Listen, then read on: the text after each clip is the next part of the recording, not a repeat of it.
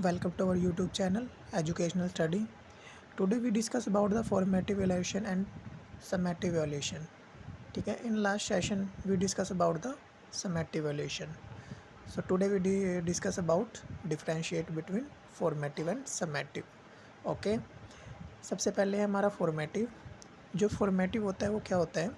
This type of evaluation is conducted during the process of instruction.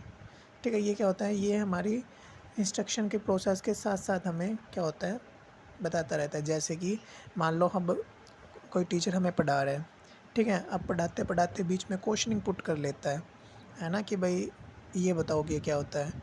तो वहाँ पे हमें क्या पता लग जाता है कि भाई बच्चे का पता लग जाता है कि बच्चा उस टाइम कितना अलर्ट है क्लास को लेके, ठीक है, मीन्स पढ़ने को लेके कितना अलर्ट है, ठीक है। तो वो चीज़ जो होती है उसको हम क्या बोलते हैं? फॉर्मेटिव। और समेटिव क्या होता है?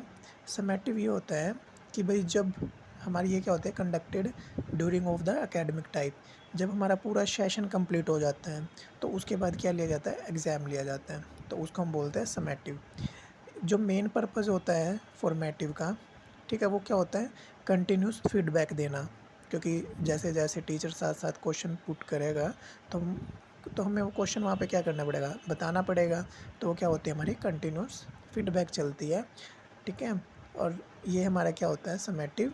जो समेटिव होता है इसमें हमें अचीवमेंट कब मिलते हैं? लास्ट के जब हमारा पेपर हो जाता है, क्योंकि तब हमें क्या मिलती है? ग्रेड्स मिलती है या परसेंटेज या जो भी हमारा रिजल्ट आता है वो, ठीक है। जो फॉर्मेटिव इवैल्यूएशन होता है इसमें हम रिमीडियल प्रोग्राम कर सकता है टीचर। जैसे कि मान लें बच्चे को यहाँ पे गलती हो गई बच्चे से, कि बच्चे को समझ नहीं आया वहाँ पे, ठीक है, कि भाई जैसे फॉर्मेटिव क्या होता है ये समझ नहीं आया, तो उसको रिमेडियल प्रोग्राम देगा टीचर कि भाई उसको अच्छे तरीके से बताएगा, ठीक है। वैसे रिमेडियल टीचिंग के बारे में मैंने लास्ट हमारा एक वीडियो है तो आप वो देख सकते हैं, उसका लिंक मैं डिस्क्रिप्शन में डाल दूँगा, तो वहाँ से आप लिंक पे जाके देख लेना, ठीक है। और इसमें क्या होगा हमारा? Judgmental about the learning outcome people made, ठीक है। इसमें लास्ट में क्या किया जाएगा? जजमेंट किया जाएगा, ठीक है। इन फर्दर नेक्स्ट, ठीक है, जो हमारा प्यूपिल होएगा, जो हमारी फॉर्मेटिव इवैल्यूएशन होएगी, ठीक है, इसमें क्या होगा? स्मॉल इंडिपेंडेंट यूनिट इवैल्यूएशन, ठीक है, evaluation at the end of each unit student should be test, ठीक है। इसमें क्या होगा? बच्चे का लास्ट में क्या लिया जाएगा? टेस्ट लिया जाएगा। जैसे कि मान लो आज मैंने आपको एक यूनिट करवा दी, ठीक है, एक यूनिट करवाने के बाद मैं क्या कहूँगा? मैं बोल दूँगा मैं टेस्ट लूँगा इस यूनिट का, ठीक है। तो इसमें क्या होता है? फॉर्मेटिव में ये चीज़ होती है, ठीक है। एक चाहिए तो एक यूनिट आपको प्रॉपर पूरी तरह से करवा के उसका क्या ले लेंगे? टेस्ट ले लेंगे, ठीक है। उसको हम क्या बोल देते हैं? फॉर्मेटिव। और समेटिव में क्या होगा? Achievement and annual examination are the good example. तो इसमें क्या होगा? हमारा एनुअल एग्जामिनेशन होगा, ठीक है।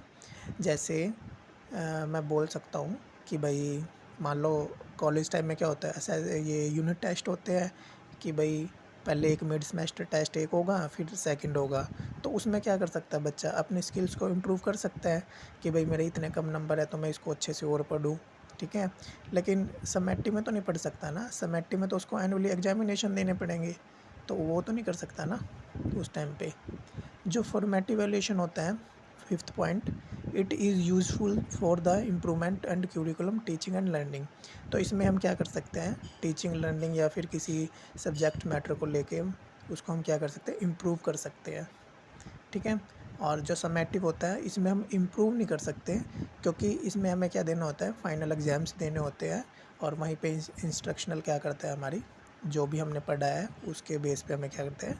नंबर देते हैं, और उसी बेस पे हम क्या करते हैं? अपनी अचीव करते हैं कि भाई हमें कितने नंबर मिले हैं, कितना हमने पढ़ा था, ठीक है। Six point, in formative evaluation particular unit learning is selected. जैसे कि बच्चा अब अपने पर्टिकुलर यूनिट सेलेक्ट कर लेगा कि भाई सर मेरे को इस टेस्ट मीन्स इस यूनिट का टेस्ट देना है या फिर इस लेसन का टेस्ट देना है, ठीक है। पर्टिकुलर एक यूनिट या फिर एक चैप्टर को सिलेक्ट करेगा, ठीक है, बच्चा इसमें। और जो ये होगा समेटिव, उसमें क्या होगा? उसमें टर्मिनल होएगा बिल्कुल, और judgmental in character. Number 7, here difficulties is student learning are important. कि भाई इम्पोर्टेंट कैसे होगा? कि मान लो स्टार्टिंग्स में कोई नई नई चीज़ हम सीख रहे हैं, स्टार्टिंग में क्या होगा बच्चे के लिए मुश्किल होगा ना। जैसे हम मान लो अब बीएड कर रहे हैं, ठीक है, बीएड में हमारा ये पर्टिकुलर सब्जेक्ट आ गया, जैसे नॉलेज एंड क्यूरिकुलम आ गया, ठीक है, उसमें क्वेश्चन आ गया ब्लूम्स टैक्सोनॉमी। तो अब जो बच्चा नया आया है तो उसको ब्लूम्स टैक्सोनॉमी तो नहीं पता होगा, क्योंकि जब वो उसके बारे में पढ़ लेगा, ठीक है, इन फर्दर नेक्स्ट क्लास में होएगा तो उसको उसके बारे में अच्छे से पता होगा, है ना। तो स्टार्टिंग में क्या होते हैं, डिफ़िकल्टीज आती है उसको पढ़ने में या उसको समझने में, ठीक है। तो वो फॉर्मेटिव में होता है, और समेटिव में क्या होगा, here objective is teaching in measured it helps in the modification of instructional strategy. और इसमें क्या होगा, it helps in certification of abilities and skills of pupils, ठीक है। ये है हमारा फॉर्मेटिव एंड समेटिव एवल्यूशन का में difference. So particular next session में हम पढ़ेंगे डायग्नोस्टिक्स इवैल्यूएशन, ठीक है, और उसके नीडेड पढ़ेंगे, भाई उसकी ज़रूरत क्यों होती है हमें, ठीक है। और लाइक एंड सब्सक्राइब करें आवर चैनल्स एजुकेशनल स्टडी।